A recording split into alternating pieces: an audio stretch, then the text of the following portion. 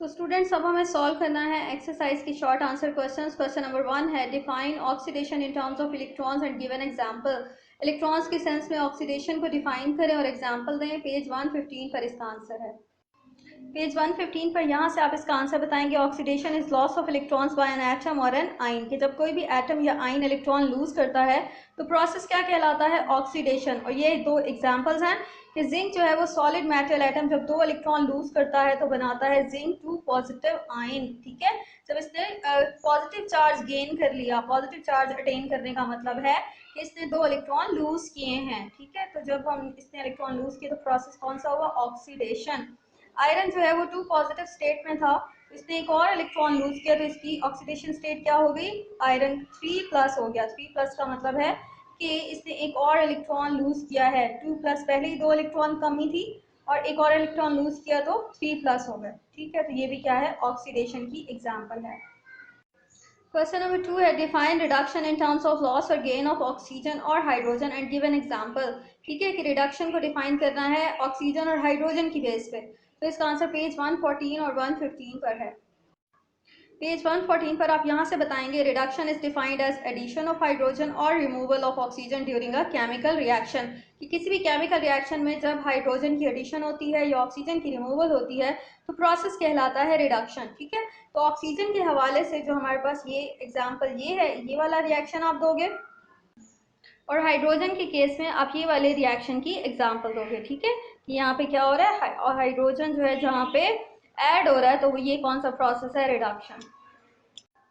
Question number 3 है what is the difference between valency and oxidation state. ये बहुत important question है, इसे आप किसी पेज पर लिखकर अपनी बुक पर पेस्ट कर लें। सो इस तरह से आप वैलेंसी और ऑक्सीडेशन स्टेट में डिफरेंस बताएंगे। हमेशा डिफरेंस में जो फर्स्ट पॉइंट होता है वो डेफिनेशंस होती हैं।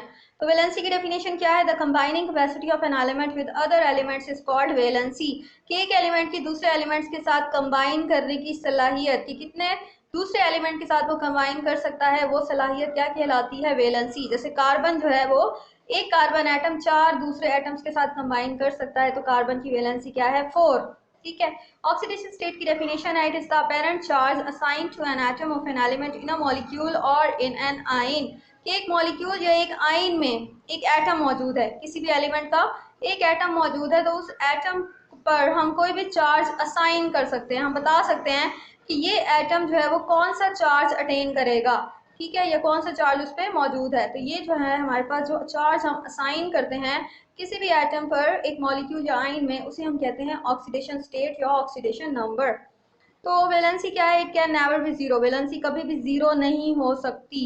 और ऑक्सीडेशन स्टेट में भी zero, for example the oxidation number of all elements in free state is zero, कि ऑक्सीडेशन स्टेट जो एलिमेंट्स जब फ्री स्टेट में होते हैं, फ्री यानी आज़ाद हालत में होते हैं, किसी भी दूसरे एलिमेंट के साथ कंबाइन नहीं होते, तो उनकी ऑक्सीडेशन स्टेट क्या होती है, जीरो। Valency is written as the sign followed by the number, valency हम किस तरह से लिखते हैं कि साइन जो है वो बाद में लिखते हैं, नंबर पहले लिखते हैं। साइन जो है वो नंबर को फॉलो करता है, फॉलो करने का मतलब है पीछे चलना, साइन नंबर के पीछे होता है। तो नंबर हमने लिखा 2 और साइन क्या लिखा, प्लस। तो इस तरह से हम वैलेंसी को शो करते हैं। Oxidation number is written as the sign precedes the number, precedes करने का मतलब है साइन जो है वो पहले आता है नंबर से। ऑक्सीडेशन नंबर के केस में हम साइन, जैसे प्लस को हमने पहले लिखा और 2 को बाद में लिखा, नंबर को बाद में लिखा। ठीक है, क्वेश्चन नंबर 4 है differentiate between oxidising and reducing agents. ठीक है, इसका आंसर पेज 118 पर है। तो इसको आप डिफरेंस की फॉर्म में दरमियान में लाइन लगा के इस तरह से लिखेंगे कि जो फर्स्ट पॉइंट है वो आप ये बताएंगे कि oxidising agent is the species that oxidises the substance by taking electrons from it. ठीक है, किसी भी सब्सटेंस से जो स्पीशी इलेक्ट्रॉन्स ले लेता है और उस स्पीशी को ऑक्सीडाइज करता है वो क्या कहलाता है, ऑक्सीडाइजिंग एजेंट। दूसरा पॉइंट आप बनाएंगे द सब्सटेंस दैट एटम और ion which is reduce itself by gaining electron is called the oxidising agent, कि वो सब्सटेंस जो खुद इलेक्ट्रॉन्स गेन करे और खुद को रिड्यूस कर ले वो भी क्या कहलाता है, ऑक्सीडाइजिंग एजेंट। थर्ड पॉइंट की आप हेडिंग देंगे एग्जाम्पल, और आप बताएंगे कि नॉन मेटल्स जो हैं वो ऑक्सीडाइजिंग एजेंट्स होते हैं because they accept electrons being more electronegative elements. और जो हमारे पास रिड्यूसिंग एजेंट, दरमियान में लाइन लगा रहे हैं ना, तो रिड्यूसिंग एजेंट की जो साइड है वहां पर आप फर्स्ट पॉइंट देंगे ये वाला कि रिड्यूसिंग एजेंट वो स्पीशी है जो रिड्यूस करती है किसी सब्सटेंस को by donating electrons. Second point में आप बताएंगे the substance which is oxidised by losing electrons is also called the reducing agent, और थर्ड पॉइंट आप बताएंगे एग्जाम्पल, ठीक है। All metals are good reducing agents because they have the tendency to lose electrons। यहाँ तक। तो question number 5 is differentiate between strong and weak electrolytes. इसका answer page 121 पर आपको मिलेगा। तो आपने क्या करना है, दरमियान में लाइन लगानी है, डिफरेंस की फॉर्म में एक तरफ लिखना है स्ट्रॉन्ग इलेक्ट्रोलाइट्स, दूसरी तरफ हेडिंग देना है वीक इलेक्ट्रोलाइट्स। पहला पॉइंट डिफरेंस का क्या होता है, हमेशा डेफिनेशन। स्ट्रॉन्ग इलेक्ट्रोलाइट्स की डेफिनेशन आपने यहाँ से यहाँ तक लिखना है और वीक इलेक्ट्रोलाइट्स की डेफिनेशन यहाँ से यहाँ तक बताना है। सेकेंड पॉइंट आप देंगे एग्जाम्पल्स का। एग्जाम्पल क्या है स्ट्रॉन्ग इलेक्ट्रोलाइट्स की, aqueous solutions of sodium chloride, sodium hydroxide and sulphuric acid, और ये रिएक्शन भी आप देंगे एग्जाम्पल में। और वीक इलेक्ट्रोलाइट्स की एग्जाम्पल की हेडिंग में आप लिखेंगे acetic acid and calcium hydroxide when dissolved in water they ionize to small extent and they are good examples of weak electrolytes। ठीक है, तो इसको भी आपने रिएक्शन को इंक्लूड करना है। क्लियर है।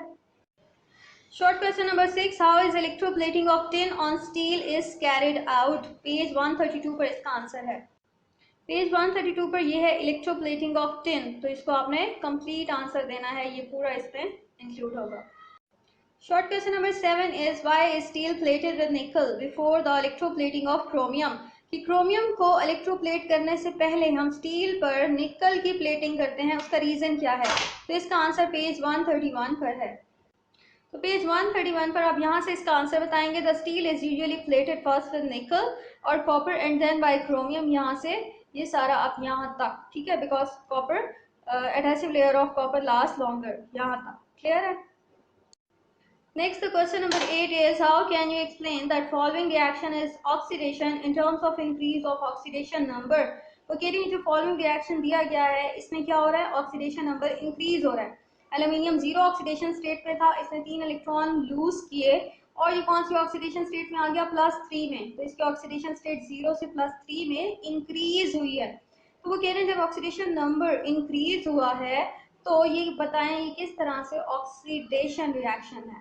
ठीक है, so this is the answer of question number 8 कि loss of electrons is called oxidation. कि जब भी इलेक्ट्रॉन लॉस होते हैं रिएक्शन कहलाता है oxidation. When an element loses electrons there is always increase in oxidation number of an element. कि जब कोई भी एलिमेंट इलेक्ट्रॉन लूज करता है तो उसका ऑक्सीडेशन नंबर इंक्रीज हो जाता है। ठीक है, ऑक्सीडेशन नंबर जैसे कि यहाँ आप देख सकते हैं 0 था, एल्यूमिनियम ने 3 इलेक्ट्रॉन लूज किए, 3 इलेक्ट्रॉन जाने के बाद उसका ऑक्सीडेशन नंबर +3 हो गया, यानी उसका ऑक्सीडेशन नंबर इंक्रीज हो गया।